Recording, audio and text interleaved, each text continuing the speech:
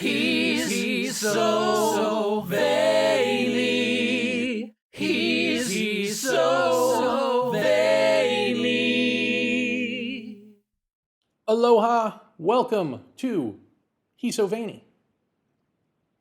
I'm the Vaeni. This week I am going to play for you something that I have actually watched all the way through. Unfortunately, this won't be new for both you and me. But it is Neil deGrasse Tyson Explains Nothing. And I'm glad I watched it all the way through so I could get through all of his sciencey stuff. So please go to the link provided in the show description and watch the whole thing if you like, where he explains what he knows, which is scientifically speaking nothingness. And now we're going to get into the part where we're going to see if what he thinks he knows, he actually knows. Or is Neil deGrasse Tyson, overstepping his bounds? Here we go. Imagine you take away all matter and somehow configure a way to where there's not even virtual particles. Right. You would still have the laws of physics. Okay. Is a region of space nothing if the laws of nature still apply inside that space? I like how he's saying all of this as if he's blowing our minds. And then as I say that, I realize he's kind of blowing this podcaster's mind right now. So I guess he should do it with that flair of storytelling. Here we go. See, you're thinking of nothing as substance, and I'm thinking of nothing as not even anything that is anything about anything.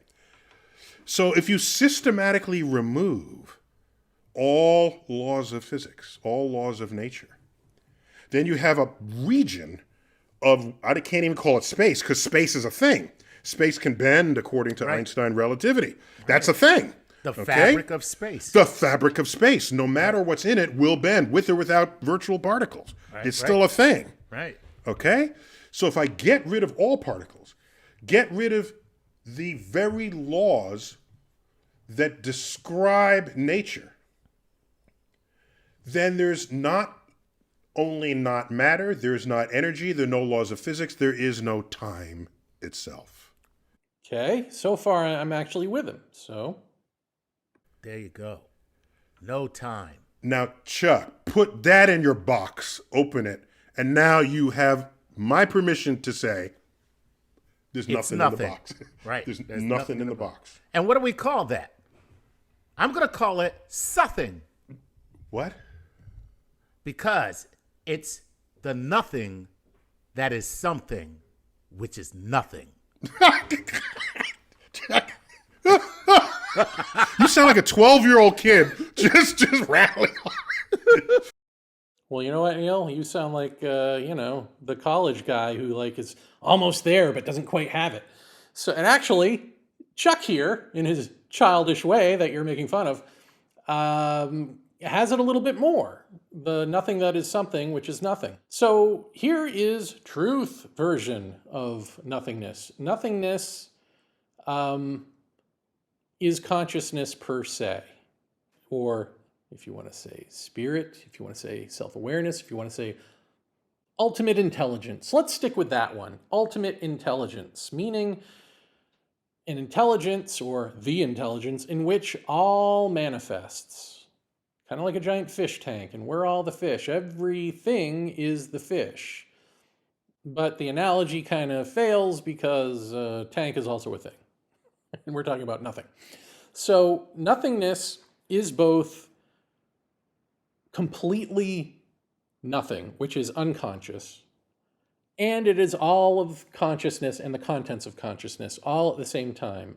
It's tricky because we think of nothing as nothing, and then we go, ooh, but you can't even think about nothing, because to think about nothing is to have something. And that's right. What you have with nothingness is a concept, right? Can we all agree? Hey, Neil, are you listening? Can you agree that nothingness is a concept?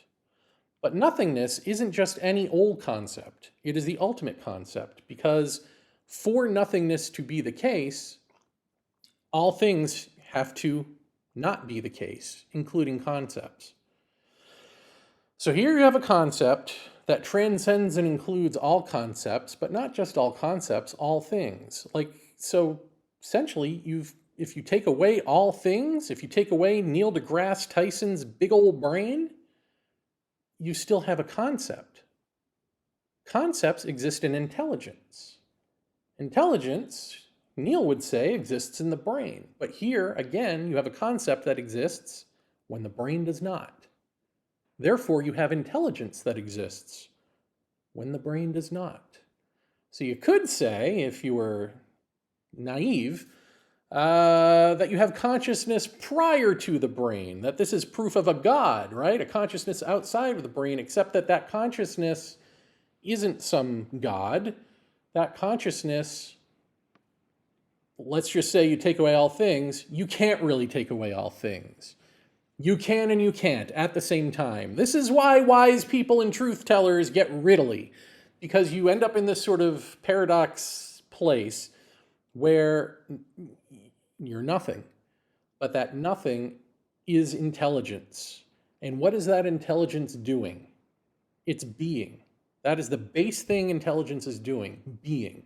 So you take away all the stuff, and you still have a intelligence, a formless awareness that is being. Concept, a formless intelligence, being. And what is it being? Well, it just happens to be being all things.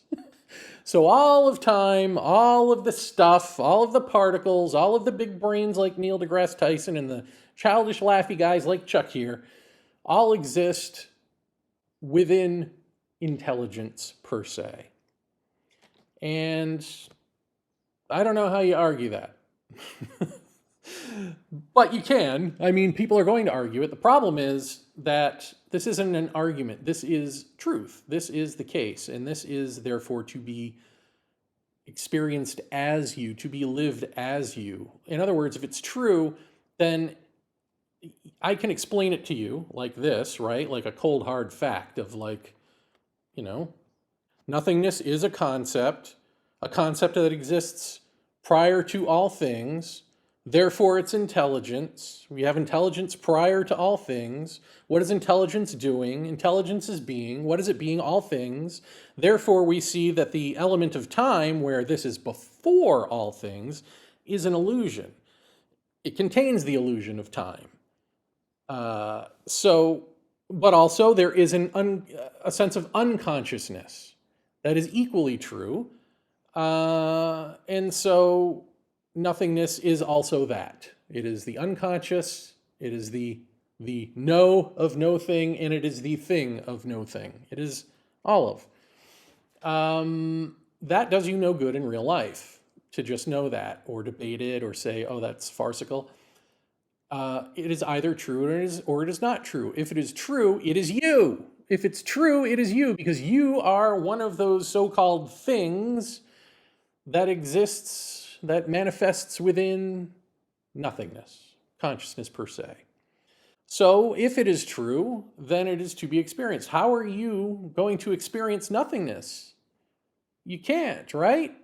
You can't experience nothingness. So you, the sense of self, has to be dissolved by the body. The sense of self has to go away, has to see that by seeking nothingness, you're creating more things to see.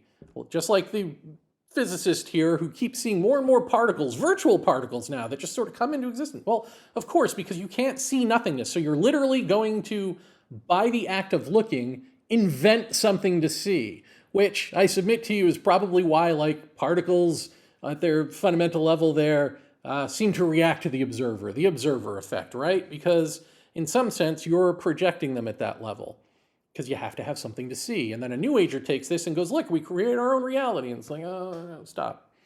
There are limits. So when the self has been dissolved, shattered, annihilated, when the thing is no longer in the way of nothingness, perhaps nothingness becomes the case of such a one. So if you want to understand nothingness, it's not just an understanding like any sort of knowledge is. It is being that. One must be that. One must be intelligence. What's intelligence doing? Being. That's you. That is also you when the self isn't in the way. Getting there is slightly more complicated than that. It's not exactly the same as, I mean, I don't know that I've talked about on this show, but I've certainly written about and talked about how we mistake the proper alignment of just our own psychological state between heart and brain, mind. That when that gets healthily contextualized, people often mistake that, westernized people mistake that for enlightenment because it feels so good and it's so right and you feel interconnected with everything. But that's just being healthy. And then there is the understanding this so deeply that the brain shuts you off completely and you dissolve and there's nothingness, and within that nothingness, there's maybe the Kundalini thing. And then there's the third thing. And the third thing is not anything that you can do or have any control over at all. Or even know that you're ready for. It comes upon you. And that third thing is the I am not / I am identity. The first person identity of what we're talking about as nothingness, consciousness per se, prior to and inclusive of all things. So that is something for you to be. That is not something for me to argue or to try to prove. There is no proof of it. It is you are that or you are not. And unfortunately, we live in a culture, Neil deGrasse Tyson here exemplifies that culture of needing repeatability and needing proof and needing, vast undeniable evidence that is, amassed outside of yourself and so forth. And this isn't that. This transcends and includes all of that. So this is either one's being or it is not.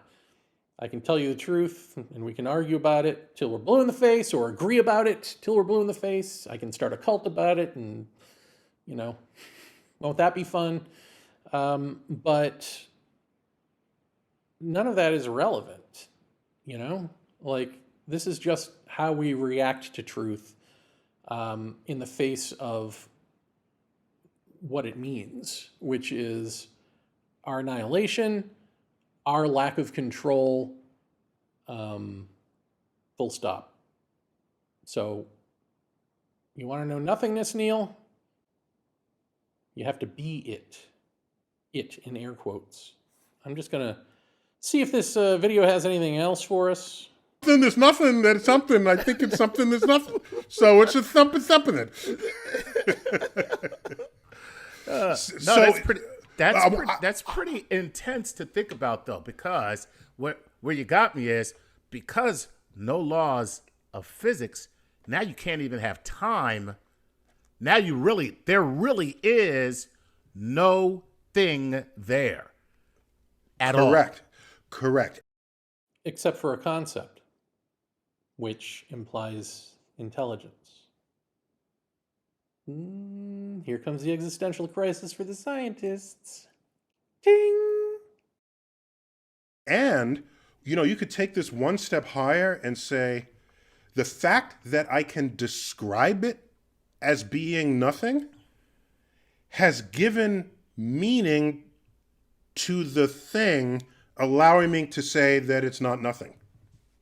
Because I can describe it as having nothing. Right. So, yeah. So now that So philosophically, right, it's partly a language issue, partly a physical issue.